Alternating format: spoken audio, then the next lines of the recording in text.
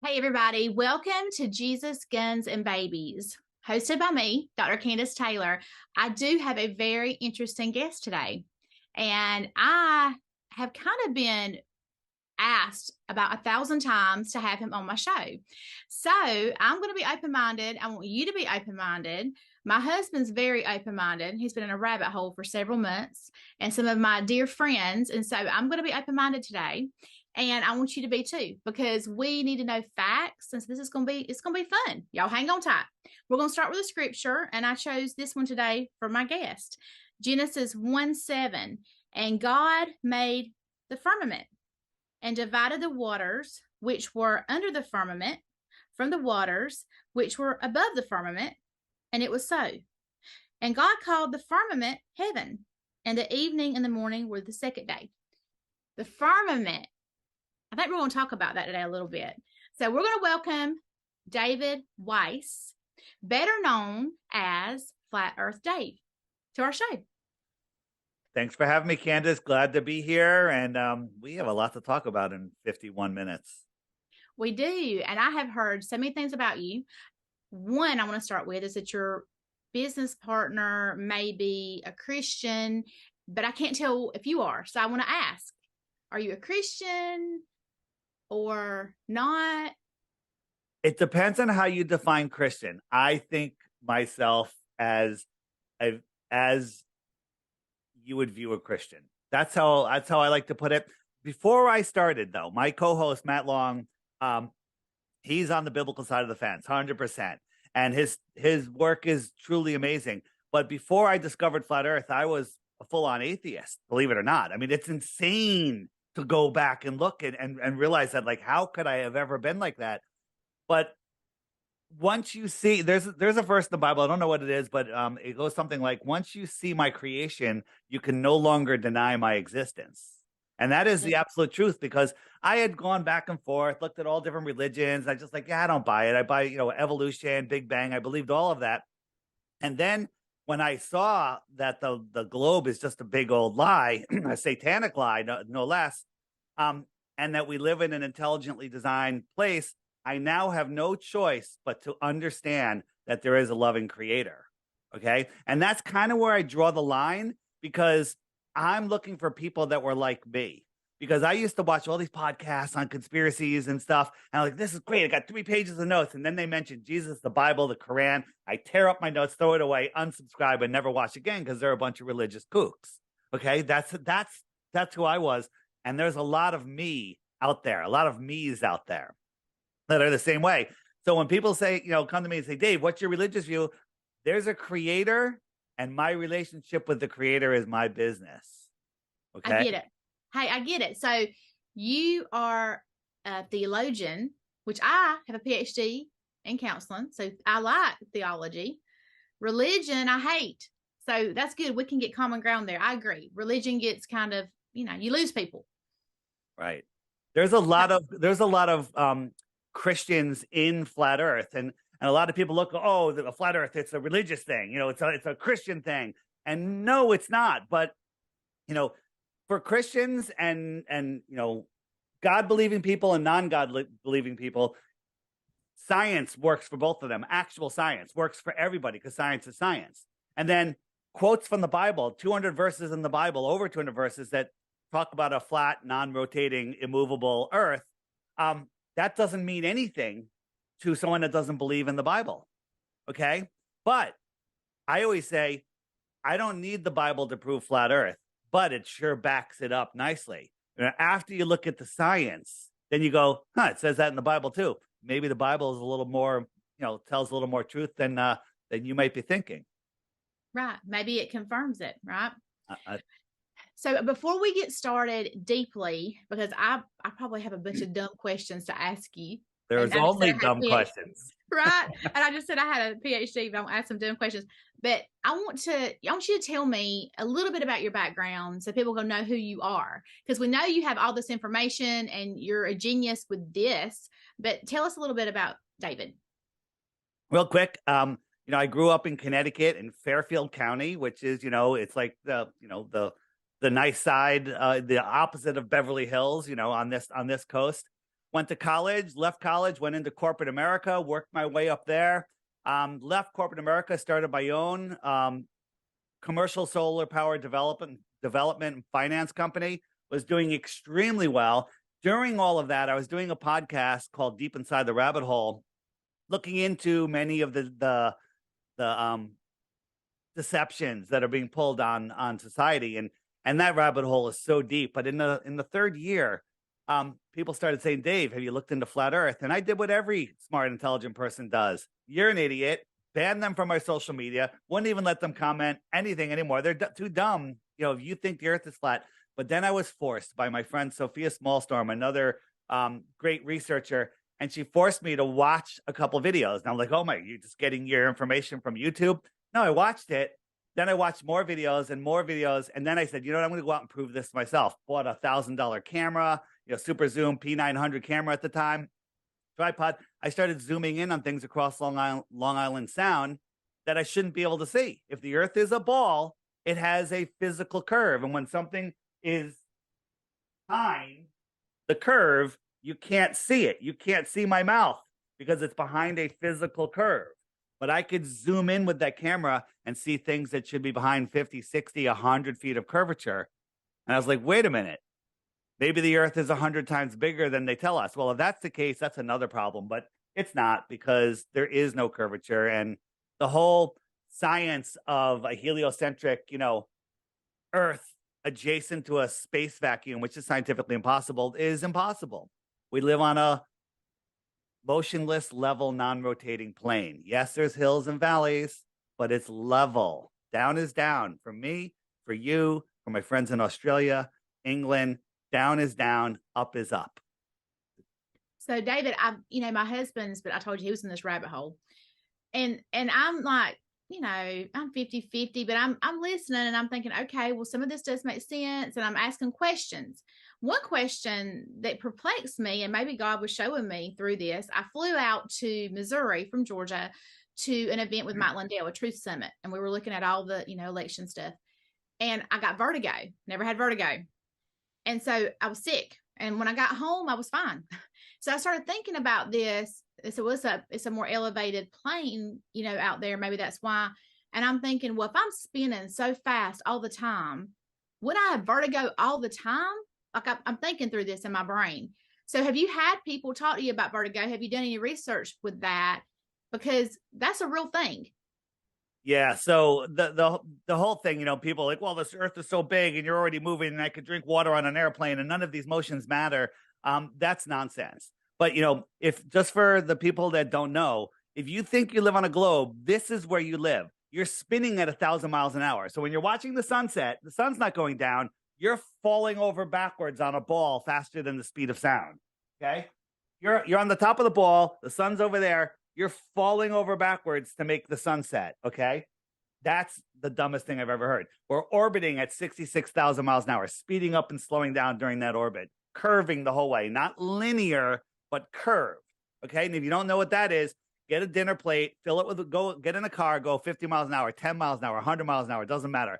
Straight road, nice, smooth road, fill the dinner plate with water, and then have that car speed up, slow down the slightest bit, or take the slightest turn. That water is going to leave the plate. Okay. We're orbiting at 66,000. We're chasing the sun at 500,000 miles per hour in another curved direction, traveling 4.5 billion miles a year in just one of those directions. And nothing ever changes. Go out and take a picture of the stars tonight. They never move, right? Next year, same night, same time, 10 years, same night, same time. Every star will be in the exact same position. We're hundreds of billions of miles from where we were 10 years ago. Well, maybe not 100 billion. Was that 40 billion? 40 billion miles still. And nothing changes. So about vertigo. So if you know how we maintain levels, our eyes are like gyros, right? When you look, your irises stay level. The whole world doesn't tip. Like I'm turning and I'm looking and everything's staying level in the room. I know that I'm tilted this way. I know that I'm tilted that way, right? And we have a thing called the vestibular system where our ears, the liquids in our ears, and that's where you get your vertigo from, right? We're looking at these international fake station astronauts, I call them astro liars, up there spinning around, living upside down, all their digestive juices. You know how your bile sits on the bottom of your stomach? You swallow food. Well, in space, it would be all over. It would be trying to get up your esophagus, right? None of this is possible. None of it is possible. But, so the question was about vertigo. Yeah. I mean, I don't think you can get vertigo here because you'd be dead if you lived here. Okay. Yeah. And it's a real thing. People that have vertigo, a lot of people do, it's real. And so for me, Yeah. I'm thinking my husband went on this rabbit hole's crazy. Well, then when I get vertigo and I start really processing just flying the airplane to Missouri and that little bit of elevation, and that caused vertigo, and you start thinking about everything you just said, Right. I'm just not understanding how my body would survive. Just so you can understand, this is the hypersonic rocket sled. It's a train. It's a rocket on a train track. It's going by at Mach 8.6. Okay, Mach 8.6. That's 8.6 times the speed of sound. Our orbit around the sun. So imagine the giant blue ball covered, rock covered with water, surrounded by curve-shaped air adjacent to a void. Scientifically impossible. Just imagine that thing. It's going 10 times faster than this. And then it's at the same time, it's chasing the sun at 100 times faster than that. Okay. You can't even fathom this speed, let alone twice this speed or 10 times or 100 times. But men who lie, and we can prove that they lie, these are people from NASA, tell you that we're moving 10 times faster than this and 100 times faster than this. But when you go out with your God-given common senses, what do you see? Flat. Not only flat, reflection, but not moving. Yeah. If Still. you stomped your foot next to this, what would happen? Right? A ripple would go across it. Right? Mm-hmm. If the earth shook just a little bit, you ever been in an earthquake? No. You ever been in an earthquake? An earthquake, a tiny earthquake with just a little bit of shaking of the water, it throws water out of ponds and pools, and it's crazy, right? But we're going all those directions, speeding up, slowing down, curving, and the water doesn't lie. The natural science of water, large bodies of water at rest, lay flat, testably, scientifically, measurably, provably flat. Yeah, we deal more with hurricanes and tornadoes. So right now we have a hurricane kind of brewing in the water. Yeah. So yeah, good luck with that. You mentioned something, David, about the stars.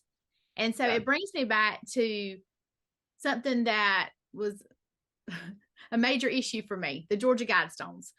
And in the Georgia Guidestones, how they were positioned, and then they did all this satanic mess and New World Order stuff, but they did stuff with the stars, and they position them where this specific star shines through at this time of night, every single day.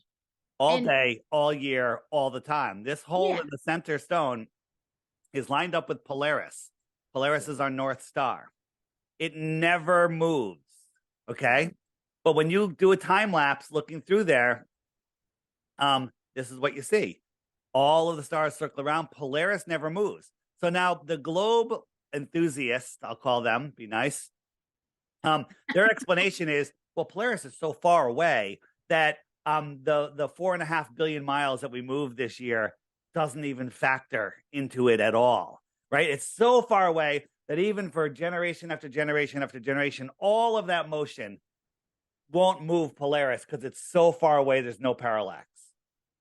That's ridiculous. That's scientifically provably ridiculous. But the problem is they say that we're precessing the precession. The Earth is precessing in a great year every 26,000 years. So it moves 1 degree every 72 years, So that would be a half a degree in half of 72. Well, a half a degree's movement would move Polaris way out of that hole. A half a degree would move it literally to the side of the stone, okay, out of view. Well, the Georgia Guidestones were built in 1981. It's been over 40 years. And now that they actually prove that there's no precession, that we're not moving, they got blown up. Yeah. Or struck with lightning. Or struck with lightning. And then, like I said, the I don't know if it was God that did it. I don't know if it was the people that made it as part of a ritual. I don't think it was the terrorists, that's for sure. Um, They would have known. They had cameras yeah. all over it And they were ready right there to knock it all down, right? Within hours, they had bulldozers there to knock the whole thing down. I'm within 12 sorry. hours. Yeah, Within 12 I'm sorry. hours. Where's the crime scene? Where's the crime tape? Why don't they figure out what's going on? Just like the thing that happened in New York, bury the evidence. Right. Well, of course you knew what I was going to say because you said you could prove it. You could prove flat Earth with the Georgia Guidestones. So there you go. Yeah. But that was another thing that kind of triggered me when I went to the Guidestones to film my campaign video, and the whole thing about that star. I was like, that kind of goes with this whole flat Earth thing. It kind of goes hand in hand. It made sense. Yeah, and it also had another big slit. I don't know if you noticed it. That had diagonal sides, and if you look through one of them, it showed you our summer equinox. The solstices, the winter and summer solstices.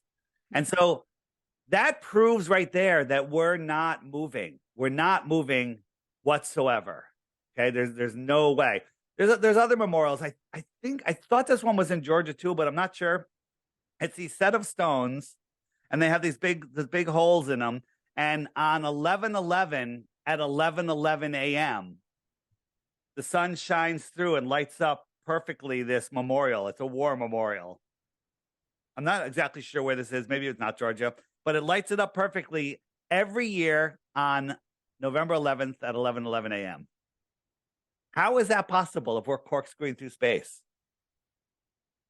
I don't know. And why just on that? Why would it just be 11/11? Because they set it up that, it's something special, the numerology. I like 11s, 11/11. But they can set it up for, anybody can make one of these.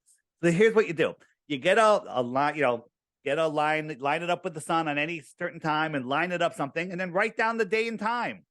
And it'll always come back to that at that day and time. So it's really not hard to make this. You wait until 11:11 a.m., you get the whole thing set up, you line it up, bam, and then next year at the same day, same time, it'll line right up. I encourage people, do these experiments at home. Long before I was a flat earther, I was fascinated with Polaris, how it never moved.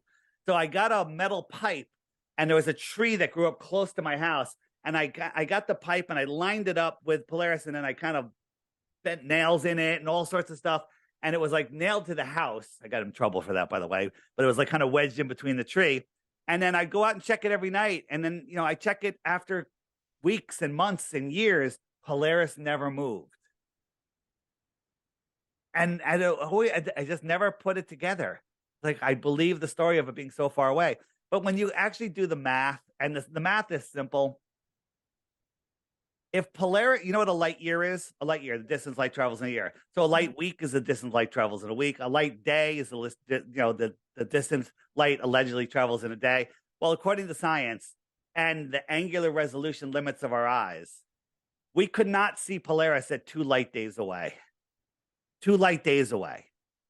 And they tell us it's 433 light years away. It would be too small, let alone too dim, at 2 light days away. And they tell us it's 433 light years, and people just short circuit. They're like, the number's too big for me to deal with, and I'm just going to have to believe. Like, you believe, where do I live? Connecticut. You believe it, or do you know it?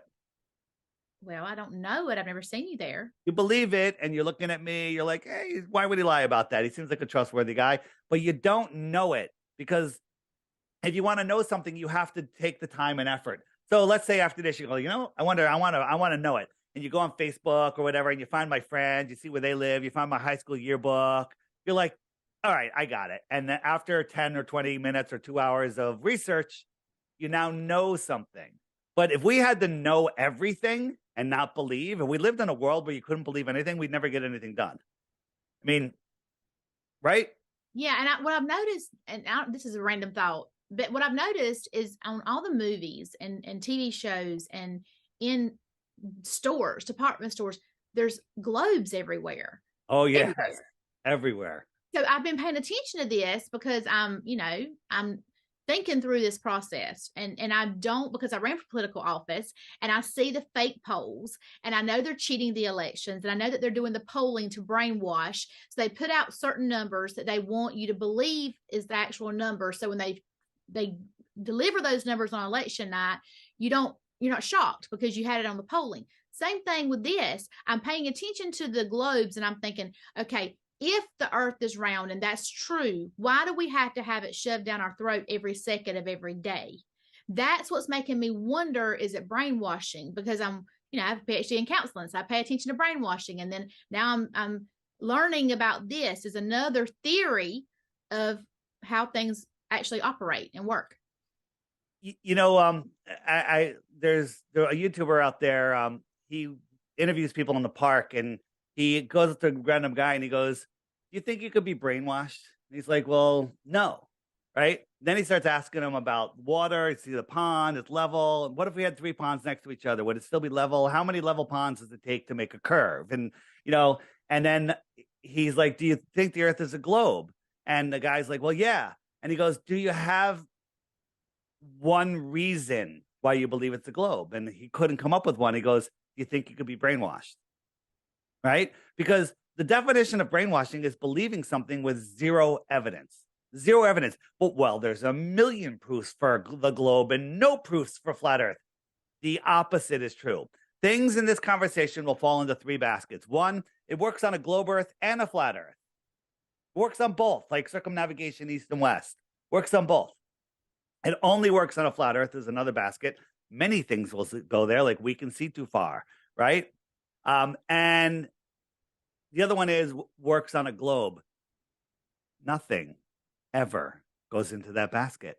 And how many times do you have to walk away from a conversation with that globe basket being empty for you to finally go, okay, it's not a globe. Now, I don't care if you say, "Well, I don't know what this place is. I don't know how it's made up." Yeah, flat earthers know that we don't know a lot of things, but we do know scientifically for a fact that we're not on a spinning globe flying through an infinite space vacuum. It's just a fact. And the amount of people that will just jump down your throat. Here's something. Don't do this. Find like a 10-year-old boy and go, "Hey, you want to know a secret?" Right? And he'll go, "What?" Go, "The earth is flat." He will chop your head off. He will throw so many unsupported facts at you, stuff that he learned, right? Because they're programming you. One of the earliest worksheets you bring home in like first grade or kindergarten is the orbits of the sun and the moon and the earth and the position of the planets. They want to get you young, and then they put you in front of all your space movies. Walt Disney and Werner von Braun, the Nazi that brought over and started NASA, were best friends. Walt Disney and Werner von Braun were best friends. Okay? What's up with that? It's because literally they're the same thing. And they have to sell that agenda. So this is one thing I have a question about. So in Joshua chapter 10, verses 12 and 13, it talks about the sun being still for a day. The sun stood still, so the moon stopped. So until the nation avenged itself of its enemies, it's written in the book of Jashar. So the question is, they teach you the earth rotates around. If that's true, how come the sun and moon stop if for the earth being stationary? One of the reasons that I threw Christianity and religion under the bus and just didn't pay attention to them, like in the Bible, it says that the sun stopped. That can't happen, right? That the earth stops spinning, or there's a bunch of things which completely negate heliocentrism. The stars fall to the earth. That can't happen. The stars would eat the earth. Okay. And I believed all that as facts. But in reality, now I think the stars can fall to earth. I think they actually are falling to earth as we're speaking because there's less stars in the sky, if you ask me. And, we send balloons up to 120,000 feet. When they get up to like 80,000 feet, all the stars are gone. That doesn't work in a heliocentric model anymore. Okay. So if the earth isn't moving, the sun, moon, and stars are circling around us. All of those things in the Bible can be true. Right? Okay. Yes. So for those of you that don't know, the Earth is a clock. Wherever the sun is, it's noon. It's noon in Sydney, Australia, right now, right where this is showing, right? And the sun comes around once a day, keeps track of the hours and the days. It'll lap the moon once every 28 days. So it's going faster than the moon. 28 times around, it'll lap the moon. So the phase of the moon and the position of the moon keep track of the weeks and the months. Used to be 13 months of 28 days. Okay, interesting. And then the stars are going just slightly faster than the sun, where it takes 365 times around for them to lap the sun. So the sun will drift backwards through each zodiac for about a month at a time. And that's our sky clock. The stars keep track of the seasons and the years. The moon keeps track of the weeks and the months, right? And the sun keeps track of the hours and the days. So, okay, and you know I love Jesus. Let me just say that before I ask this question.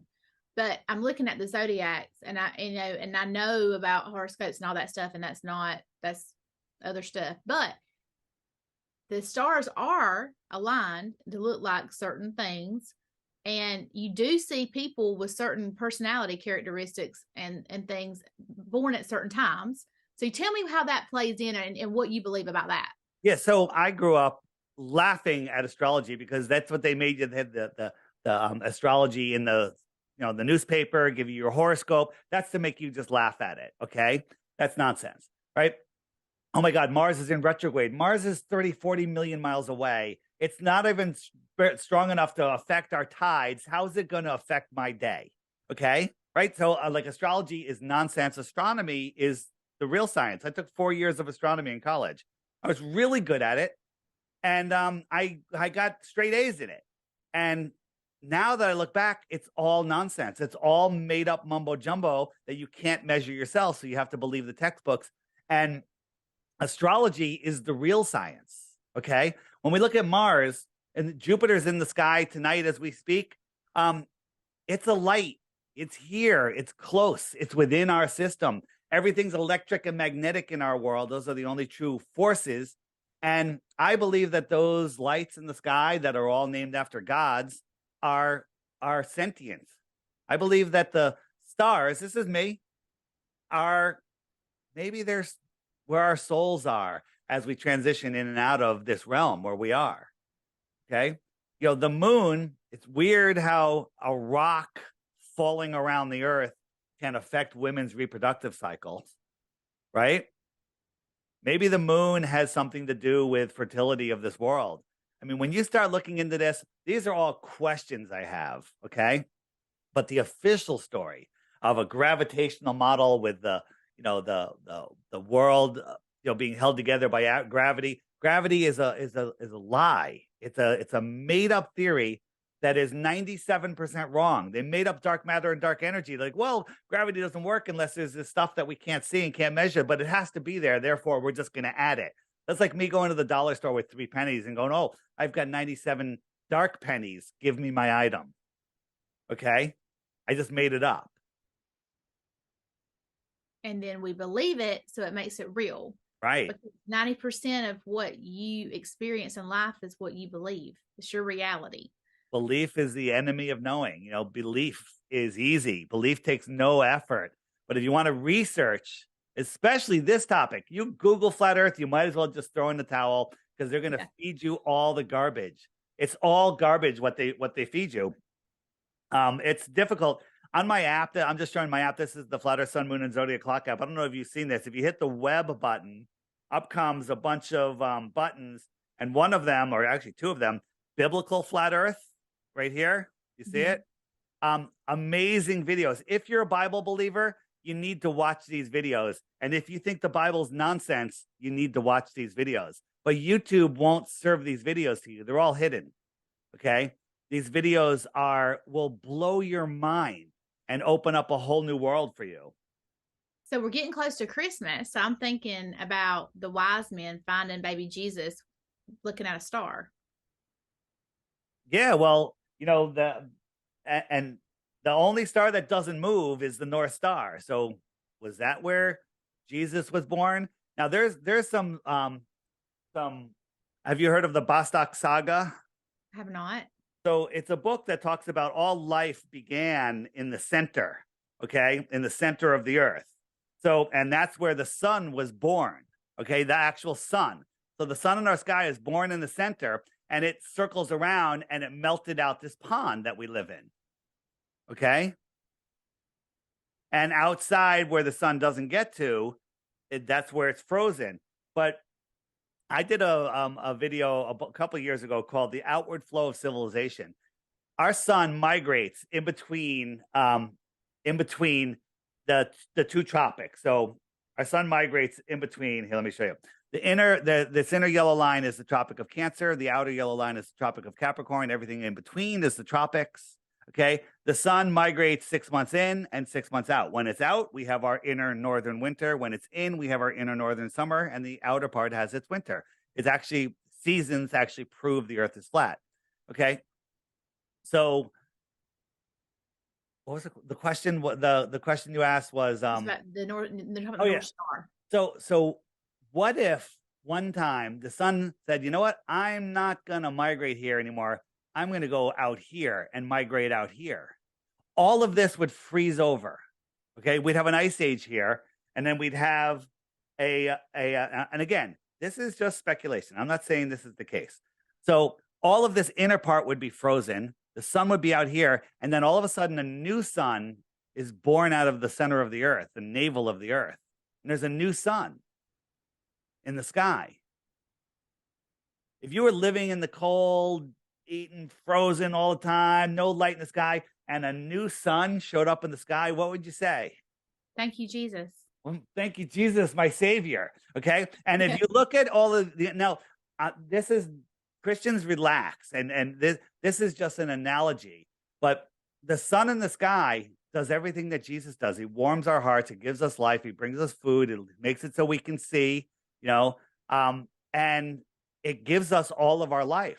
So, between what the sun is and what water is, I think the creator is all within us. You know how the creator's within all of us and everywhere, right? What if the creator was water? Water holds knowledge. Water can be non-physical, can be everywhere. It's within us. When we lose all of our water, we're dead, right? Water's everywhere. Our bodies float in water perfectly, just perfectly, okay? But you don't want to drown with water. That's the worst death ever. Right. So again, there's so much to look into this stuff. Here's what I know. I know that I don't know so much. And I'm learning every day. But here's one thing flat earthers all have in common is we're never bored.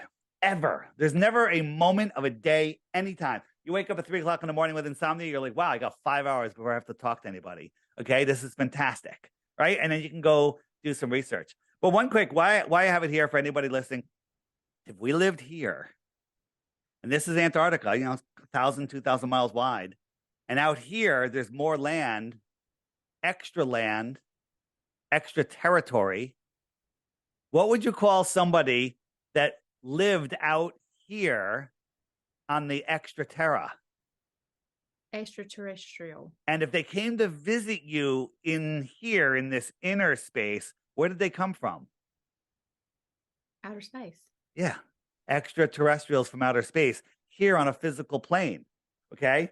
Here on a physical plane. What if the world was set up like this and we had extra land, extra territory out here, right? All of this is scientifically possible, right? But what's not possible is an infinite space vacuum. What if we lived here in this pond right here and other ponds all over the plane with their own suns and their own lands were right here, just thousands of miles away and not impossible light years? Okay. This is scientifically possible versus the unscientific, physically impossible space.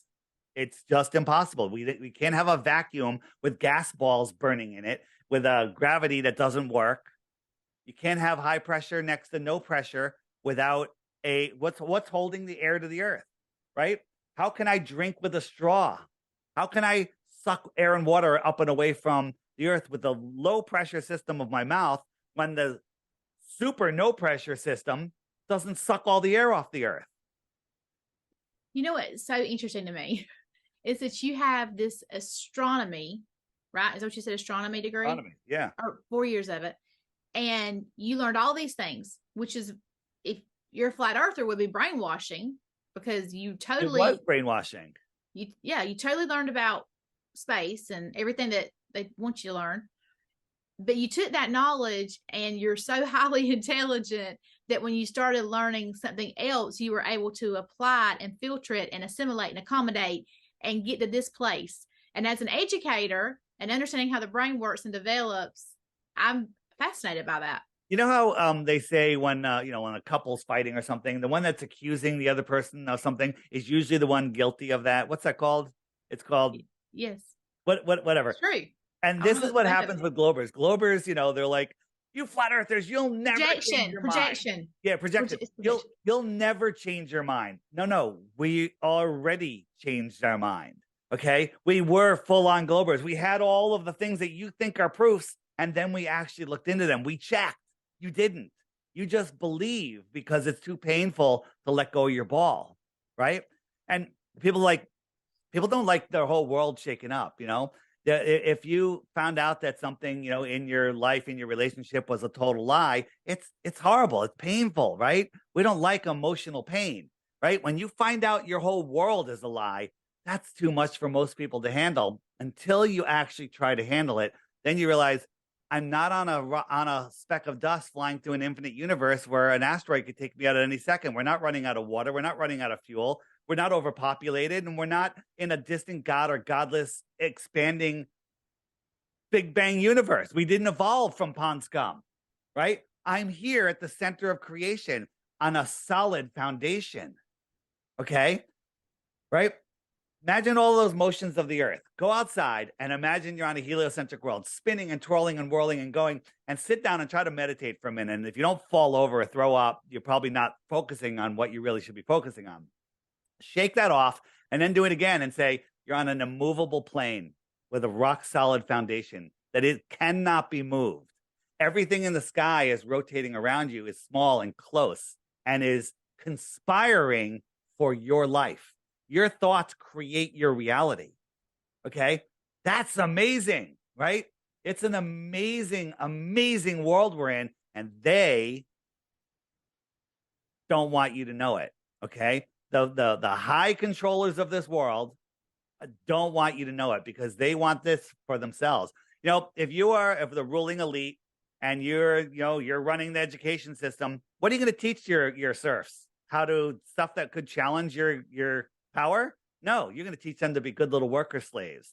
You're going to put them to work in factories and corporations. You're going to teach them accounting instead of vortex mathematics or sacred geometry. You're going to teach them stuff that keeps them in that slave mentality.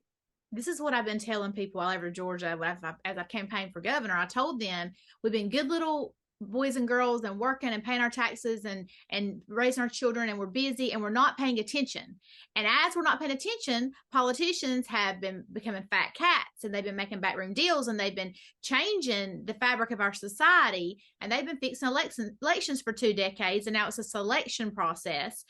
But I'm feeling so many parallels between what you're saying with NASA and everything we've been brainwashed with education in this mindset versus politics and government and what's happened, because it's power and money and control.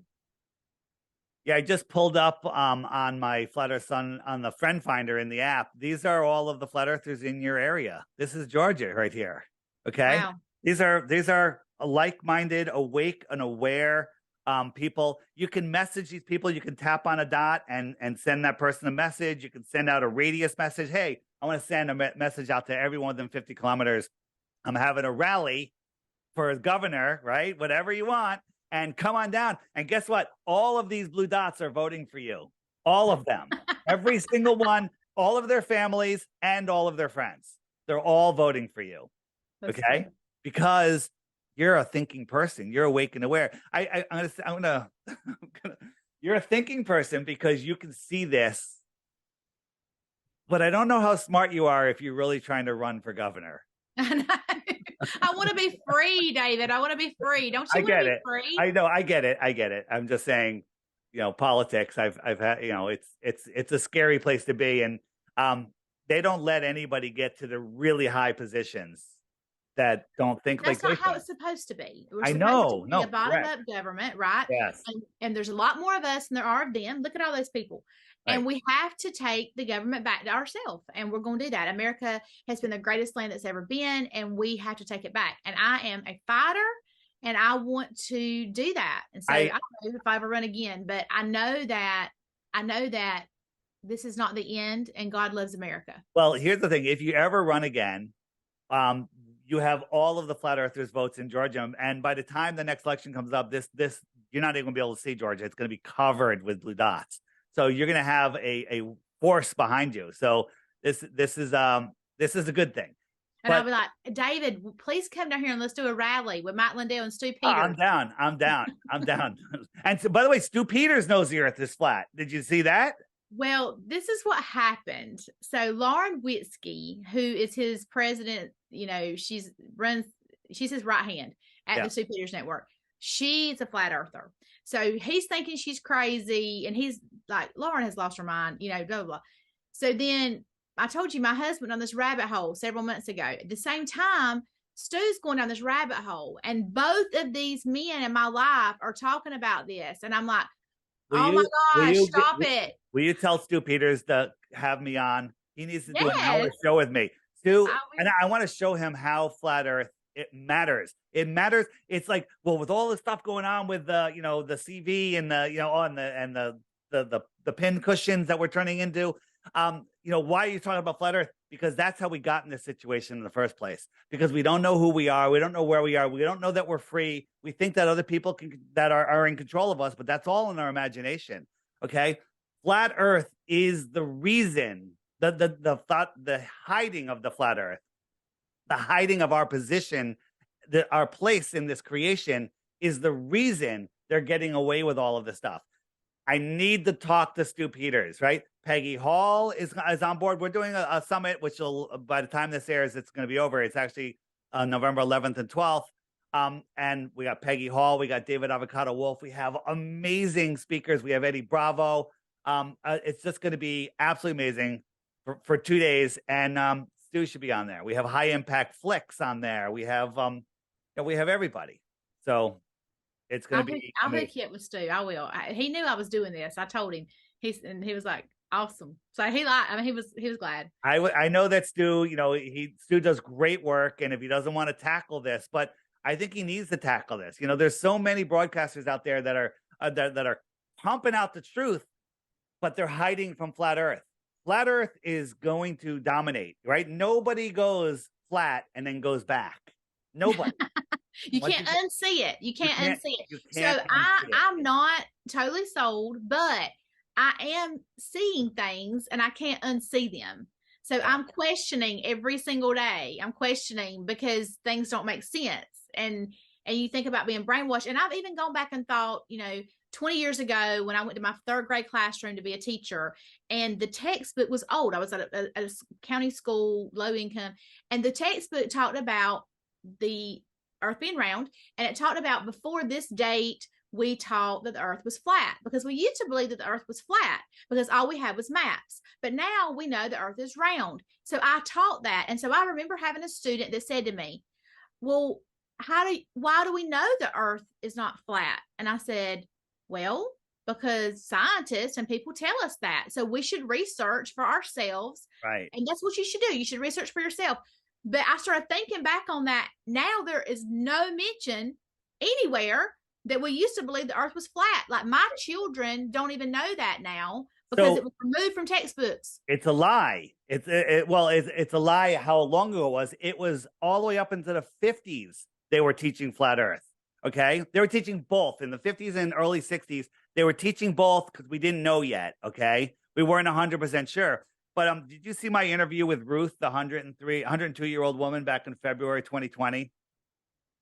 So on the app, if you scroll down to Effie movies, where'd it go? Effie movies right here. And there's a movie called The Next Level. Boom, The Next Level. The interviews in there, and you can also find it on my channel, my YouTube channel. It's I was interviewing her about the World's Fairs because she had been to the World's Fairs, and that's a whole nother rabbit hole. And her memory was so good. I said, "Where'd you go to elementary school?" She knew Hamden School in Connecticut. And I said, "What did they teach you in science about the Earth?" That's all I said. And she goes, "They taught me the Earth was flat." But then years later, they changed it. And she's just like, "Well, they changed it because the science is getting better." And her whole life, she knew something was wrong. And when I told her, she literally started crying. She's so it's unbelievable. It's so amazing. I'll go watch that for sure. Yeah. All my stuff can be found at flatearthdave.com. You can find the app there. You can find links to all of the great movies there. I call it the Flat Earth Crash Course. Just watch the first 5 videos, and you too can lose the respect of your family and friends because you'll be a flat earther at the end of those 5 movies. So, but it's changing really fast, right? And so you're seeing the people that like the knowledge expanding fast, or we have so much knowledge coming in, and all of the stuff that the globe we call them anti-flat earthers. There's globers. You're not a glober. I've heard them called globetards. Well, see, that's a negative thing. But that's ugly, right? I was like, oh my gosh, don't talk about me like that. You're not supposed to say that. You're a glober, and that's not a bad thing. It's just that's what you're taught. But I think I'm 50-50, David. So listen, 50-50 means you're a flat earther. Okay, if you're questioning the globe, you just are waiting for final confirmation. But then we have what we call the anti-flat earthers. These are the paid agents that are out there that are they're either paid or possessed, but we know which ones are paid. And they're out there, and every excuse that they have, we're crushing them. We're crushing them. We're finding they're like, well, the sun set, and then I rose my drone up and I could see the sun again. And then we do an experiment showing you how that works in a perfectly flat room. Okay. They have nothing left other than refraction and gravity. That's all they have. And we've destroyed that. Okay. We've absolutely destroyed it. The thing is, flat earth isn't something you go, oh, the earth is flat. Tell me in 5 minutes before we get off this escalator, 2 minutes. It doesn't work like that. You want to learn and what I tell people is when you first hear about it and it starts making sense, don't talk to anybody about it yet. Just keep watching. Use the app. The app bypasses YouTube's algorithm. There's, in the app, there's the frequently asked questions. You hit that you won't be able to get off this page before you become a flat earther. Hey, what about tides? What about seasons? We talked about seasons. You pull up the what about seasons. Here's videos that will teach you how seasons absolutely prove the earth is flat. Absolutely. Undoubtedly. Right. But the people that will jump down your throat, they know nothing about their own globe, and they have a fake idea of what flat earth is. They think flat earth is a disc floating in space, right? That's what they want you to think, right? They whenever you see flat earth on TV, you see something like this, right? You see, they talk about the disc floating in space. Here we go. Yes. Right. Whoops. I'm gone. What happened to me? I'll get that back. Well, there's CNN. What do you expect with CNN? Yeah. So there I am. And so this is what they want you to think flat earth is. If globers, just a normal person that's been brainwashed their entire life, knew a quarter of what we know about the globe, they'd be a flat earther, because the globe model is so ridiculous. It's like, how did I ever believe that nonsense? So there's 3 things real quick before we close that I want to ask. And these are all things my husband has said. So I'm processing it. One thing, if we go up in a hot air balloon and we stay and we come down, if the earth is spinning and it's round, would we end up back in the same spot? If the earth is spinning, it should spin out from underneath you. Like the Red Bull jump, when he went up 127,000 feet, it was up for 3.5 hours. The earth is spinning to the east. He should have landed 3,000 miles out in the ocean, but he didn't. He landed east of where he took off. So the earth is spinning. It's spinning. It's spinning like this. He went up. Instead of the earth spinning out, he outran the earth and landed in front of where he took off. No. The only reason he landed in the front of where he took off is the air currents moved him. The Earth is stationary. This is a stationary Earth. This sun is supposedly 93 million miles away. Looks like it's about 130,000 feet, if you ask me. And you can see the local light. It's a close light, right? It's lighting up close. If it was 93 million miles away, it would light everything up evenly. Okay? It would light everything up evenly. So what about the flight patterns all being on a flat plane? Now that the thing with the hot air balloon and then the flat plane being used for flight patterns. And I've talked to pilots. Every time I fly now, I ask if there's pilots on the plane, which they typically are. They're coming off of another flight, and they're like, they start talking to me, and I'm like, oh, you're a pilot. Oh, so what do you think? Is it round or flat? And they're like, so about 50-50 says round, 50 says flat. Okay. And so either way, I say, okay, well, the flight patterns are on a flat plane. They're like, yeah, they are. Yeah, the map they use is literally this map. It's a aeronautics map used for war planning, used for flights. But you know what gets me? There's flights, in the north. If you're in the north and you're going from any northern place to any other northern place, you would never go below the equator. And that's true. No northern flight originating in a northern airport, landing in a northern airport, never goes below the equator. And why not? Because it's too hot? No. Because if you're going from anywhere in the north to anywhere in the north, the shortest path wouldn't involve going into the lower part and then coming back up. It would just be go over. Okay. Anywhere in the north to the north, always, there's no reason logistically to dip into the southern hemisphere. Well, the same should be true in the southern hemisphere, but it's not. Planes in the southern hemisphere, they go all the way up into the north and then all the way back down. And that's because their flight routes make no sense on a globe. But people say, well, that's because they have to go to their hub airport and they're changing passengers. You can make all the excuses you want. But here's something that happens: emergency landings. Okay. Someone's having a baby, someone's having a heart attack, they need to land. Okay. Here's a shot from Chicago to Doha. Okay. An emergency happened right about here. They went like 1,500 miles out of the way to Moscow. Somehow they got there in like 15 minutes. Right? Why did they go all the way to Moscow? And if you look at it on a flat Earth map, it's because Moscow is directly on that flight route, right? Here's another one. Dallas to Beijing went all the way up to Calgary. Calgary's right on that flight route, okay? How many times does this have to happen, right? Here's one that just happened recently. I think this one was recently. It was going from New York to Auckland, New Zealand. About here, emergency. Auckland's right here. It went a little farther out of the way over to Fiji. Why did it go to Fiji? Okay. It went to Fiji because if you look at it on a flat Earth map, Fiji is directly in that flight path on a flat Earth map. That's just a coincidence? Fiji, right here. Boom, New Zealand, straight line. Okay. Why always when there's an emergency is the flight where they're telling you wrong and it's right? Here's one more. This one is going to freak you out. Okay. This one was going from Hong Kong to the UK and it stopped in Germany. It's a 12-hour flight. UK is right over here, just a little bit farther. About 4 hours into the flight, a woman died. Just died in her seat with her kids next to her and her husband. I wonder if she had the booster. We don't want to say that because, we don't know. But she died and they flew for 8 hours. Those kids had to sit next to their dead mom for 8 hours. That's traumatic. Okay, hold on.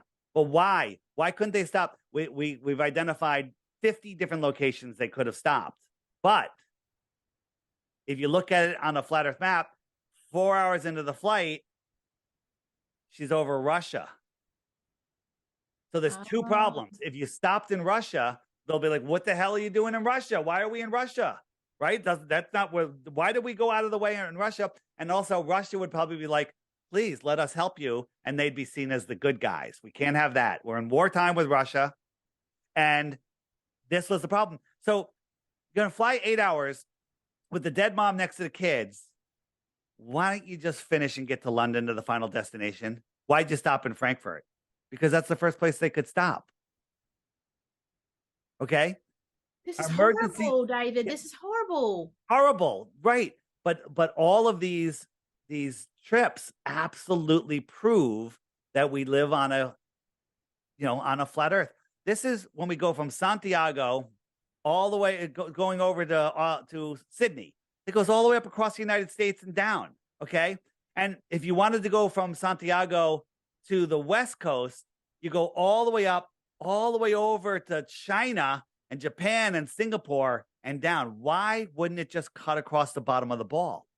Okay, why wouldn't it just cut across the bottom of the ball? And the reason is because this is a straight line. And look here, we go up across the United States, China, Japan, Singapore. It's a straight line.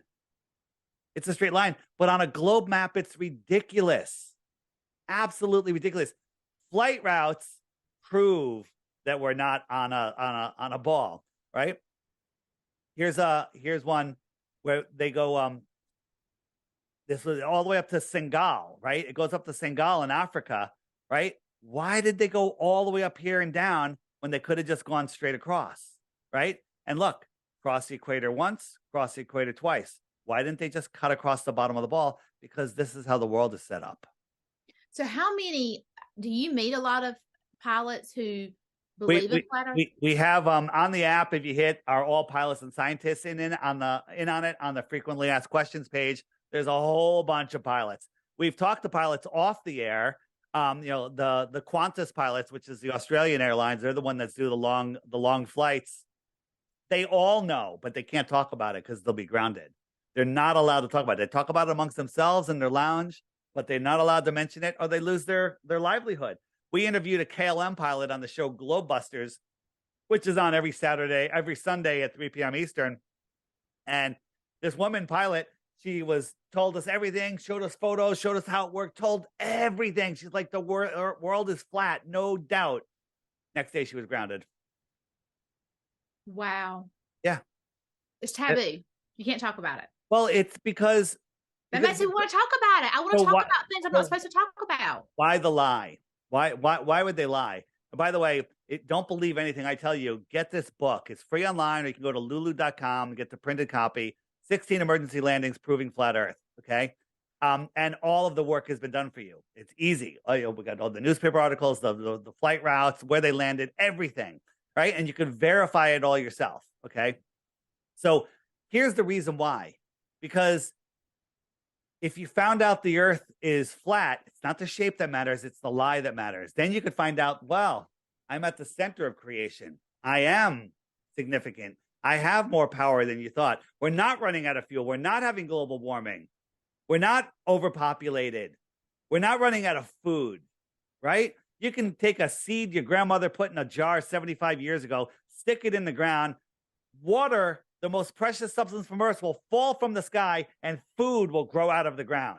Okay. We're not running out of anything. Okay. Every family in the world could have an acre in Australia. Okay.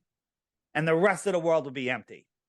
And that's if you believe that there's 8 billion people on this Earth. I do not even think there's nearly half that number of people on Earth. Okay. Well, the Guidestones wanted to kill everybody, but 500 million. So 500 million. That's a 95% reduction or something like that. And then, about the Deagle report, right? Maybe. So Deagle.com, which has just been taken down, which is a little freaky, is a quasi-military site that shows charts for world population and gross national product for all the countries in the world. And it's been doing it for decades, for a long time, since the internet's been up and running. And they showed a decrease in the population in the United States from 330 million down to 99 million by the year 2025. No, I did not see that. Yeah. What are they saying? And they don't say anything. So we contacted them in 2017 when we found this. And they got back and they're like, well, we take, they had some answer that was like a politician answer with no real information. And then just like a few months ago, maybe 6 months ago, it was taken down. That chart was taken down. China, the reduction, like all over the world, many countries had, the UK, massive reduction, massive, like 80%. Which is why we're coming out with the documentary Died Suddenly on the Stu Peters Yeah. Network, because Yes. they're going to tell you what they're going to do. So I want to end with this, as we have to end. Even though I don't want to end, I think this could have been like a 2-hour show. So Stu's definitely got to get you on. But the firmament, we started with the firmament. I want to end with that. Tell me what you know about the firmament. I know that I can't get there. I know that when we shoot rockets, amateurs shoot rockets up, the highest they can get is like 75 miles. There was the Go Fast rocket, which looked like it hit something. There's a lot of arguments about it. Are you familiar with the Go Fast rocket? Yes. And it went up and it kind of hit something, and then they came up with some backpedaling saying, "Oh, they had a anti-spin mechanism on it." I don't buy it. And we also had a NASA whistleblower, which I was in communication with for a while. And the guy was very, very credible to me. And he was trying to flee the country, he told me. And he disappeared, but in the middle of it. But he basically says that NASA has the ability to get up to that layer, but they're not allowed to. He didn't tell me why they're not allowed to or who said they're not allowed. But he said that it becomes like plasma, then it becomes thicker, and then it becomes solid. And that's all they know. They're not allowed to go up there and explore. And again, tons of evidence. I don't believe space is a vacuum. But if space was a vacuum, we would require to be in a container like a firmament. I don't believe space is a vacuum, though. I believe the firmament is separating the waters from the waters, and there's waters above us. Maybe that's why NASA uses nautical terms for everything, right? That's why it looks the blue. Sea of Tranquility. Well, there's a bunch of reasons why it could be blue. I think that the sun is electric. It's like a Tesla coil, and it's sending out electricity, and it's exciting the gases, and nitrogen is the number one gas up there. Nitrogen fluoresces blue. And as it goes away, that energy changes. It's exciting different gases at different levels. And that's why we have these colorful sunsets. But NASA talks about, landing the ships and landing and docking and the Sea of Tranquility on the moon, and everything's nautical terms for some reason. And we look at stars, we see crazy images. Like, this is a star. Okay. That's the star Capella. Does that look like a burning ball of gas that's trillions of miles away? Okay. Right. And then when we look at other stars, they look like all different cymatic, energetic, sentient, if you will. I don't know what they are.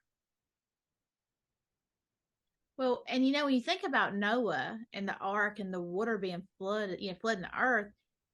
How do you do that on a ball? Well, yeah, how could that happen, first of all? But then the other thing, like, if the firmament opened and water was above it, it could flood easily. Yeah.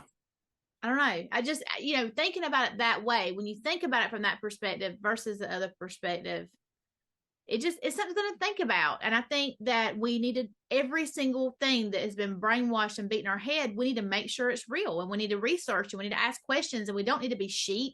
We're called to be lions, and we need to do that. And that's what I want to do. And that's why I wanted you on here. And you challenged me today, David.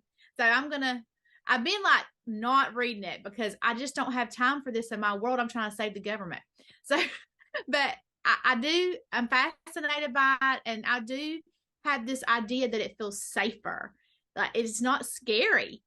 Things that when you learn things and people don't, like you said, they don't like to have their apple cart overturned. But really, this makes you feel safer. This spinning around and unknown feels scary. It should feel scary because the reason we know that we're not spinning through heliocentric space is because we'd all be dead. It's impossible.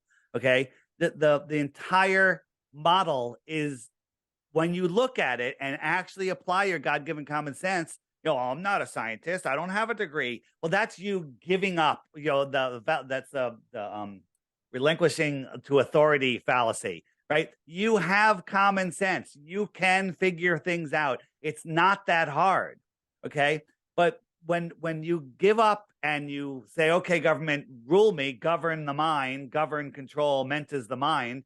Government is control the mind, and tell lie vision, right? And the news, north, east, west, south, they're steering your mind with the headlines. What are headlines? The worry lines in your forehead.